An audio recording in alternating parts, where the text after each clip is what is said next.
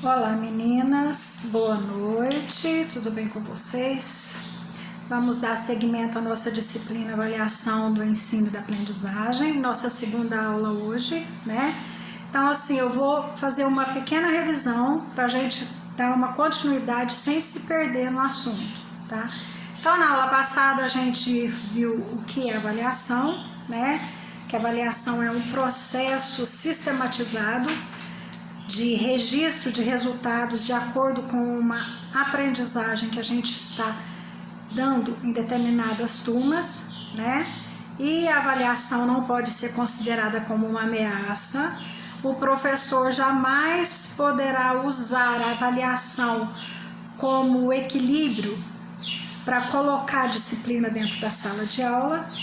Vimos que tem 3 tipos de avaliações que a gente pode usar no nosso dia a dia: avaliação diagnóstica, avaliação somativa e avaliação processual ou formativa, né? E vimos que a avaliação diagnóstica é aquela que a gente faz no início e no final do ano. Vimos que a avaliação somativa é aquela que visa o somar, agrupar e contextualizar as notas. E vimos a formativa ou processual, que é aquela que forma o conceito e o aprendizado que a gente vai cobrar do aluno no decorrer do ano, né?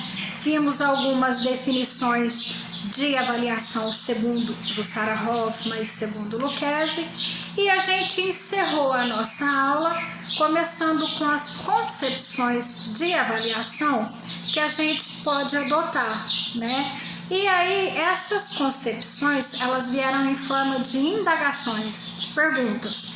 Então eu vou reformular as 3 primeiras que eu já tinha falado, para a gente não se perder no contexto dessas concepções.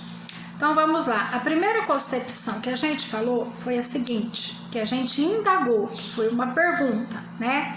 A escola valorizar muito a nota e dar-lhe grande ênfase, pois ela afinal é mais importante? Não, a nota não é mais importante. Como a gente disse na disciplina passada, a nota é o sistema que a gente usa no sistema educacional brasileiro, que a gente usa a nota para efeito de aprovação ou reprova do nosso aluno. Mas a escola não pode valorizar a nota em primeiro lugar. É o que a gente falou. Ela vem junto com o contexto de avaliação, de conteúdo de caderno, de apresentação de seminários, de participação do aluno na aula. Então a escola não pode dar muita ênfase à nota. A gente sabe que é uma regra que a gente segue, mas a escola não vai dar essa ênfase somente à nota, né? A escola monta todo um clima de tensão em cima das provas, pois afinal na sociedade também é assim. A escola tem mais que adaptar o aluno ao mundo que está. A gente sabe que o mundo lá fora é uma competitividade enorme, e o aluno ele vai ser preparado para viver em sociedade, né? Isso aí é fato. A gente entra na escola para nos prepararmos como cidadãos, para termos o conhecimento necessário do pedagógico e nos prepararmos para a vida em sociedade. Só que tem uma coisa: dentro da escola não pode haver esse clima de tensão em cima das provas, porque é o que a gente já falou. Um aluno que é muito ansioso, se no dia da prova existe aquele clima de tensão, aquele clima de terrorismo, porque a prova está muito difícil, porque eu vou tirar nota e são provas diferentes, o que vai acontecer? Vai prejudicar o aluno. E não é porque ele vai competir na sociedade que tem que trazer isso para dentro da sala de aula. Não. Na sala de aula, nós, professores, devemos ensinar aos nossos alunos que eles têm que competir com eles mesmos, porque a cada dia que passa, eles precisam se melhorar e não competir com o colega. Porque na sala de aula não tem competição de notas. cada um por si. No final do ano, cada um vai ser reprovado sozinho, não é em grupo, não é coletivo. Então, a escola não pode criar essa tensão em cima das provas. A escola cede às pressões dos pais e de muitos professores no sentido de não mudar o sistema de avaliação, pois afinal de contas sempre foi assim. Essa foi a última percepção que a gente comentou na aula passada. A escola, ela não tem que ceder à pressão de ninguém. Apesar que pais não têm muito costume de fazer pressões em cima de professores, em cima de escola, por causa do sistema de notas, porque os pais já estudaram, os seus pais também já estudaram e o sistema era esse. E hoje o sistema melhorou muito, porque antigamente era considerada a nota da prova só. E hoje tem vários outros aspectos que vão se unir à nota da prova para que esse aluno tenha um resultado positivo, né? É por isso que a gente trabalha o ano todo com o aluno, fazendo ele tomar consciência de que ele tem que participar das aulas, ter uma frequência boa, ser um aluno que quando vai apresentar no seminário leva a sério, que se preocupa. Então, assim, a escola ela não tem que ceder a pressão nenhuma, porque o sistema é este. Agora, cabe aos professores também levar aos seus alunos outros métodos para que eles possam ser avaliados. Aí vamos à quarta concepção. A escola usa o argumento da transferência dos alunos como justificativa de não mudança de suas práticas? Não, a escola não usa argumento nenhum de transferir alunos para outra escola ou de transferir alunos de uma turma para outra para justificar o fato de não mudar o sistema da prova. Isso aí não cabe a ninguém argumentar transferência nenhuma. As avaliações não são motivos para transferência de alunos, tá? Transferência de alunos é aceita quando ele vai mudar de cidade ou quando a gente percebe que o aluno não está se adaptando em determinada série. Por quê? Porque a maioria dos amigos ficaram em outra turma, ou porque o nível de conhecimento da turma está mais elevado do que o nível que ele conhece. Às vezes tem a necessidade dessa transferência, mas não como motivo pelo fato de não mudar o jeito de fazer as avaliações. Isso não é argumento para a escola usar, em nenhum momento. Quinta concepção: o professor faz toda uma supervalorização das notas, pois, caso contrário, não consegue dominar a classe. Isso aqui é o que a gente falou desde a aula passada. Acontece, a gente sabe que tem professores que não têm o controle da sala, né, da disciplina da sala, e muitas vezes eles usam o motivo das notas, eles supervalorizam as notas para poder ter o controle da disciplina da classe, mas isso é totalmente errado. O professor tem que aprender desde o primeiro dia a ter um controle da sua sala. Por quê? Porque não é jogando para eles que, se eles não ficarem quietos, eles vão ser prejudicados na avaliação, que vai tirar nota de avaliação. Isso é muito errado, gente. A gente viu no decorrer de muitos anos aí que muitos professores usaram a avaliação como motivo assim para, se o aluno conversava muito, chegava no dia da prova, o aluno ia bem, ele tirava nota. Se o aluno era um aluno que desafia, muitos professores não gostam de alunos que desafiam. E hoje a nossa realidade é essa. Dentro de uma sala de aula, nós somos desafiados o tempo todo pelos nossos alunos, principalmente se eles perceberem que nós não dominamos bem a matéria que a gente está levando para eles. É por isso que quando a gente vai para uma sala de aula, nós temos que estar bem preparados, saber o que a gente vai falar, saber o que a gente vai trabalhar, porque eles vão nos desafiar, principalmente se eles perceberem uma certa insegurança por parte dos professores. Mas não cabe nesse momento um professor supervalorizar a nota para poder ter uma atitude negativa com um aluno que ele pegou birra. Tem professores que pegam antipatia por determinados alunos e acabam usando a avaliação para poder supervalorizar as notas e colocar o aluno lá embaixo. Isso está totalmente errado. Em nenhum momento nós temos direito de fazer isso, tá? A gente tem que tentar trabalhar ao máximo a disciplina desde o primeiro dia de aula e não usar a nota da avaliação como fato para conseguir o controle da sala. Existem alunos que vão mal no quarto bimestre, tirando só a nota que precisa, pois estão interessados em passar para o ano seguinte. Isso acontece muito. O que acontece? O aluno vai bem no primeiro bimestre, no segundo, no terceiro, ele consegue a média final. No quarto bimestre ele já passou de ano antes de iniciar o quarto bimestre. Aí o que ele faz? Ele faz corpo mole, não está preocupado porque ele já passou, né? E muitas vezes ele vai mal naquela prova porque ele não estudou, ele não preocupou. E o fato dele ir com uma nota vermelha não vai levá-lo a ser reprovado.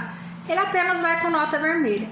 Aí como que a gente pode trabalhar isso? Quando é no ensino fundamental 1, do 5º ao 9º ano, a gente pode estar trabalhando com eles a ideia de que o histórico escolar, que é onde vão ser colocadas todas as notas deles, algum dia, em algum momento da vida, pode ser usado como avaliação para ser classificado em algum concurso, em algum curso que ele vai fazer, para ele conseguir a vaga em algum curso que ele queira fazer. Então, assim, a gente pode estar trabalhando isso, até mesmo no ensino médio.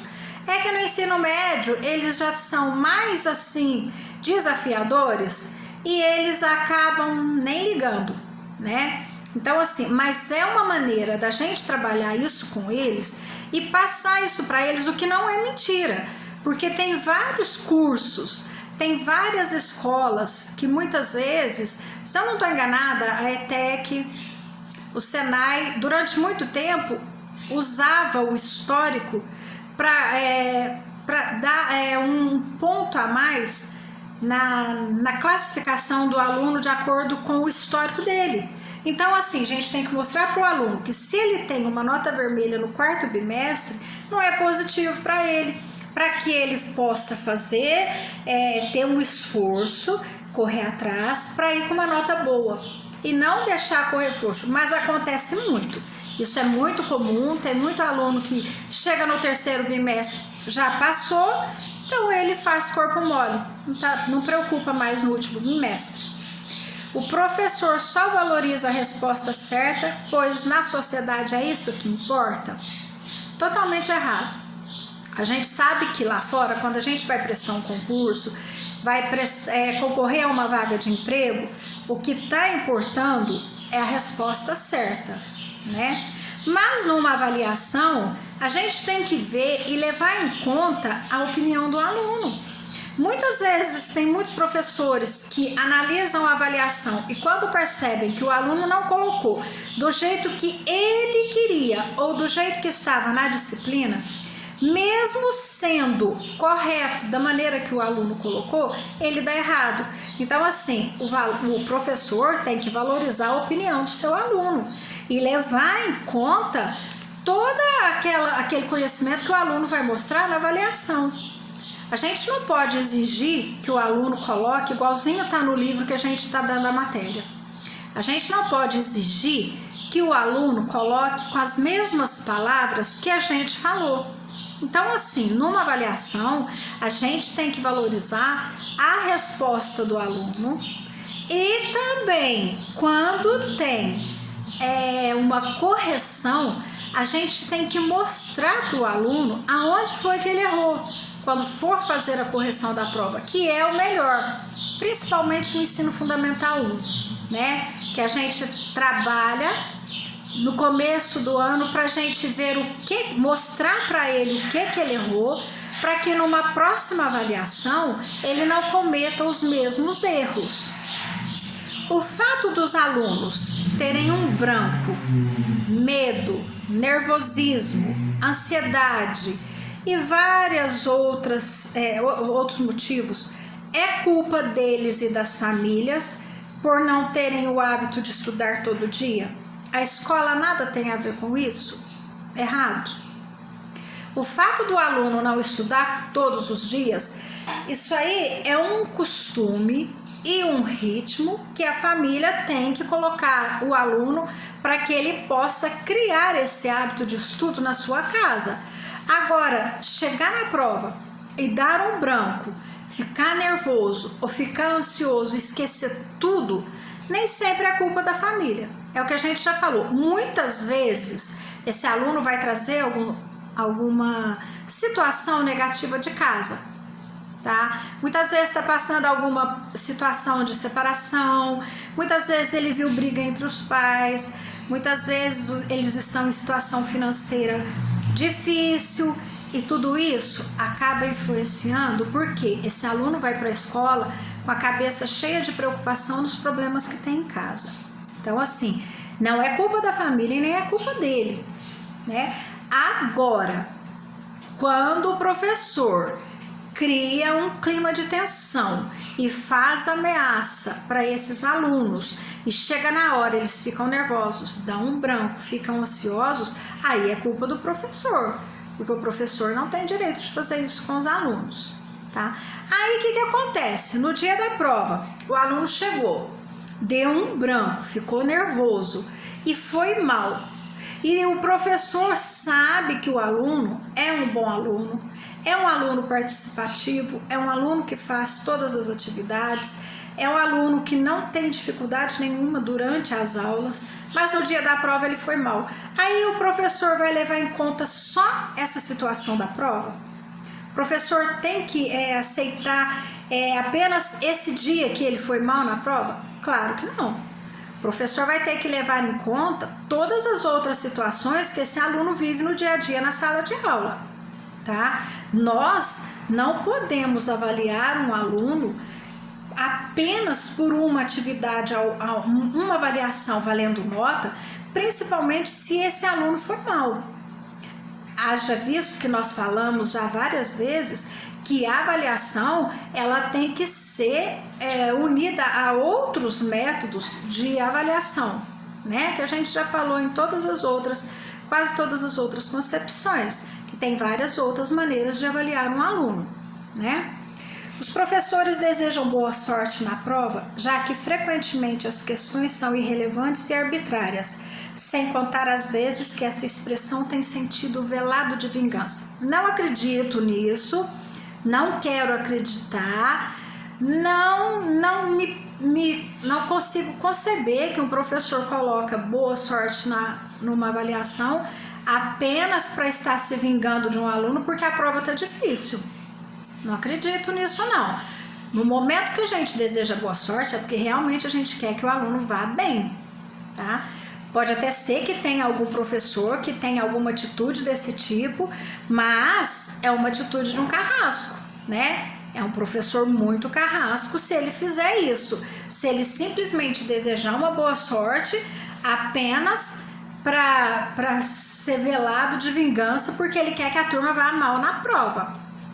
Infelizmente, eu vou falar a verdade para vocês, eu já ouvi falar de professores que torcem mesmo para que o aluno vá bem, principalmente assim, quando é algum nível que tem uma recuperação no final do ano, né? Ele torce para que aquele aluno não vá bem naquele ano, naquela avaliação. Então, assim, talvez seja nesse sentido, mas hoje em dia, com tanta coisa para a gente aprender, com tantas situações, com tantas leis que a gente pode embasar o nosso ensino, a nossa maneira de trabalhar, eu não acredito que ainda tenha professor que tenha esse sentimento de vingança, principalmente com uma frase de desejo de boa sorte, né? Numa avaliação. É triste pensar que isso aconteça, mas eu quero acreditar que não. Atualmente na escola, a avaliação tem sido praticada para aprovar ou reprovar os alunos, caracterizando-se como uma ameaça que intimida o aluno? Não. Não é assim, é o que eu já disse para vocês. A avaliação que usa o sistema de prova, de reprova e aprovação, é o sistema que é usado no nosso ensino. Isso a gente já falou, né? E hora nenhuma a gente quer intimidar o nosso aluno por conta dessa avaliação de notas, porque é um sistema que a gente tem que usar. Não tem como a gente chegar no final do ano e avaliar se esse aluno vai ser reprovado ou vai ser aprovado se não tiver uma avaliação de notas, né? É o que a gente disse, a gente não vai deixar apenas essa avaliação valer como uma nota para aprovação ou reprovação, porque aliada a essa avaliação de notas vão vir os outros recursos. Ainda existe uma avaliação descomprometida com a aprendizagem do aluno, contribuindo para a autoimagem negativa, causando reprovação e repetência e ainda fracasso escolar? Não, é o que a gente acabou de falar e já repetiu várias vezes. Uma avaliação descomprometida não tem como. Primeiro que a gente tem que cumprir o nosso calendário, né? A gente tem que cumprir o primeiro, segundo, terceiro, quarto bimestre. A gente vai unir as notas de todos os bimestres para ter uma média final. Isso aí é um compromisso que a gente tem devido ao nosso sistema. Mas, hora nenhuma a gente vai contribuir com uma autoimagem negativa, porque é a forma que a gente tem que usar e é a forma que a gente tem que trabalhar. Agora, causar reprova, isso aí não cabe ao professor reprovar um aluno simplesmente por antipatia, porque ele achar que esse aluno não vale a pena ser aprovado. Não, a reprova a gente tem que usar de maneira digna, de maneira idônea. Se o aluno não foi bem na avaliação, se o aluno não conseguiu, não realizou nenhum outro tipo de trabalho que vá anexar a essa nota da avaliação, aí não tem o que a gente fazer, né? Quando chega no final do ano, existe um conselho de classe dos professores, que a gente se reúne e vai conversar a respeito dos alunos que estão com dificuldade de notas. E muitas vezes acontece dos professores ajudarem com 1 ponto, meio ponto, para que determinado aluno passe de ano. Então, assim, se é um aluno que nunca deu problema e que tinha uma certa dificuldade e não conseguiu a média, muitos professores, eles dão meio ponto. No conselho, a gente conversa com todos os outros professores, qual é aquele, principalmente em ensino médio, que tem vários outros professores. Aí o professor fala, olha, na minha aula ele é excelente, na minha matéria ele foi bem, na minha aula ele não dá problema, ele foi bem. Aí chega num consenso, se o aluno precisa de 1 ponto, o professor dá esse ponto para o aluno, né? Agora, se é um aluno que não faz por onde aprender, é um aluno que falta muito, é um aluno que dá trabalho na escola, é um aluno que não faz atividades, é um aluno que a gente sabe que não estuda e vai mal na prova e chega no fim do ano, ele precisa de meio ponto, dependendo do conselho, dependendo do que todos os professores chegam no consenso e acham que ele não merece, ele não vai ganhar aquele meio ponto para passar, é onde muitas vezes tem a reprova. Então, assim, muitas vezes as pessoas questionam, nossa, mas ele foi reprovado por meio ponto, mas não sabe a vida escolar desse aluno dentro da sala de aula todos os dias, né? Muitas vezes o aluno passa a imagem dele para as pessoas, mas as pessoas não sabem como que ele é no dia a dia na escola. E nem que ele é um aluno problemático, que dá trabalho, que não participa, que falta muito. Então, assim, não é uma imagem negativa, mas é algo que realmente acontece no dia a dia do aluno. Então, muitas vezes, ele vai ser avaliado dessa forma. Existe uma educação que ainda prioriza o depósito de informações, onde um ensina e o outro aprende, e que os instrumentos de avaliação são utilizados apenas como mediadores do conhecimento, e com isso se afastam das características humanas, caracterizando-se como uma ferramenta de exclusão escolar e social? Não. Já foi o tempo em que a gente era aquele professor carrasco, autoritário, de jogar o conhecimento e o aluno não poder falar nada, não poder abrir a boca, não poder dar opinião, não poder questionar, né? Hoje nós não somos mais esse professor. Hoje nós somos considerados mediadores. O que quer dizer mediador? Mediador, nós vamos mediar o conhecimento para os nossos alunos, nós vamos trocar experiências, trocar conhecimentos, trocar informações, porque o ensino hoje, ele é baseado em cima de trocas de informações e de conhecimentos. Então, assim, não tem mais aquele negócio de um ensina e outro aprende. Não, a gente aprende juntos.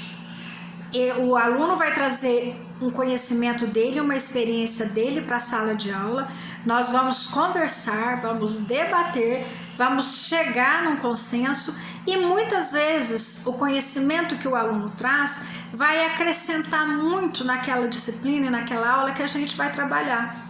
Então, assim, a gente não pode considerar que ainda existe esse tipo de professor. Por quê? Porque os alunos hoje estão muito curiosos. Os alunos hoje não são aqueles robozinhos e bonequinhos que sentam e ouvem e acabou. Que se o professor falar uma coisa que o aluno não aceita e não comunga daquela ideia, ele vai debater, ele vai desafiar, ele vai querer tirar satisfação do professor. Quantas vezes o professor às vezes fala alguma coisa e o aluno julga que está errado? Ele vai lá e ele enfrenta o professor. Não é assim, professor. Tá errado. Aí o professor, não, mas é assim. Ele fala, então vamos entrar aqui, vamos ver na internet. Aí já vai lá na internet, procura. Hoje a informação da tecnologia tá muito fácil. E o aluno tem isso em mãos o tempo todo, né? Então, assim, não tem como a gente apenas ensinar e não querer receber informações. Assim, é uma troca de conhecimentos, né? Porque a gente vai basear em características, trabalhar em cima de características humanas. Nós não vamos mais trabalhar como se fossem aqueles bonequinhos em miniaturas e que a gente vai falar o tempo todo e que eles não vão poder dar a opinião deles. Essa época já passou, essa fase já foi. E para a gente trabalhar dessa forma, a gente tem que usar vários instrumentos de avaliação. É o que a gente já falou, né? Os vários instrumentos que a gente tem para avaliar esse aluno. Leitura oral, correção de caderno, nota de caderno, participação em aula. É um aluno que apresenta um seminário e ilustra. É um aluno que tem opiniões. A gente está explicando a matéria, ele dá a opinião dele, ele participa, é um aluno participativo. Tudo isso são instrumentos que a gente vai anexar à avaliação que a gente vai fazer do aluno, tá? Então, assim, não é apenas uma avaliação de nota, uma avaliação de reprova ou aprovação. É uma avaliação carregada de outros recursos que a gente vai usar para avaliar esse aluno. Ainda existe avaliação com caráter descontextualizado, autoritário e punitivo, que não considera o aspecto socioemocional, resultando num distanciamento entre professor e aluno. Não, a gente já falou, repetiu aqui, nós vamos falar de novo. Não tem como hoje a gente trabalhar sem um contexto de troca. A primeira situação, no primeiro dia de aula, que a gente entra numa sala de aula, o que a gente tem que fazer? A gente tem que tentar passar o máximo de segurança possível para os nossos alunos, para que eles sintam seguros em nos questionar, em nos perguntar, indagar quando eles tiverem alguma dúvida, em querer trocar conhecimentos. Então, assim, este contexto de punição, de autoritarismo, não existe mais. Vocês podem até falar assim, mas tem professor que ainda age assim. Pode até ter, tá? Aí, o que acontece? Muitas vezes, o aluno chega em casa e fala para os pais. Hoje, os pais também têm muita voz ativa dentro da escola. Os pais não têm noção dos direitos que eles têm dentro de uma escola. Os pais não conhecem as leis para que eles possam correr atrás do que acontece com seus filhos dentro da escola. Então, assim, esse distanciamento que vai ser criado entre professor e aluno, porque o professor começa a ser um professor autoritário e começa a perseguir aquele aluno, e o aluno vai mal nas provas e parece que ele se sente feliz. Isso aí não pode, isso aí acabou, isso aí não existe. Eu não gostaria nem de pensar que um dia isso existiu, porque é muito triste imaginar que um professor possa perseguir um aluno porque o santo não bateu, né? É muito triste a gente pensar isso. Mas hoje as leis, gente, as leis que a escola, que nós professores temos que cumprir, hoje são leis muito embasadas. Não é uma lei à toa, não é uma lei qualquer que fica no papel.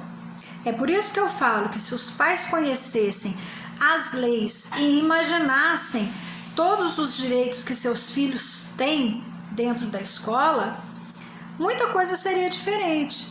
Então, assim, esse contexto de autoritarismo, de punição, professor punir aluno numa avaliação, isso não existe. Isso aí é coisa que já passou. Não tem mais essa história de querer punir aluno na avaliação, tá? Então, assim, essas são as concepções que a gente indagou na nossa aula de hoje. Aí vai ficar para a próxima disciplina as indagações da realidade e as perspectivas de uma avaliação dialética e como os professores encaram o processo avaliativo. A semana que vem nós vamos ver como que os professores encaram a avaliação. Aqui a gente viu uma indagações de concepções do aluno, da família, da sociedade para com os professores. Agora nós vamos ver, a semana que vem, como que os professores encaram essa avaliação, tá bom? Bom, meninas, a nossa aula de hoje fica por aqui.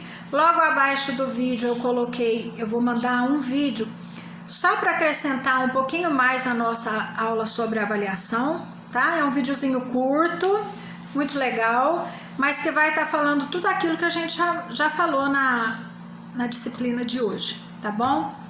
Eu só vou pedir para vocês que assim que terminarem de assistir o vídeo, mandem um ok para eu saber que vocês participaram da aula, tá? Uma boa noite, fiquem com Deus, até a semana que vem.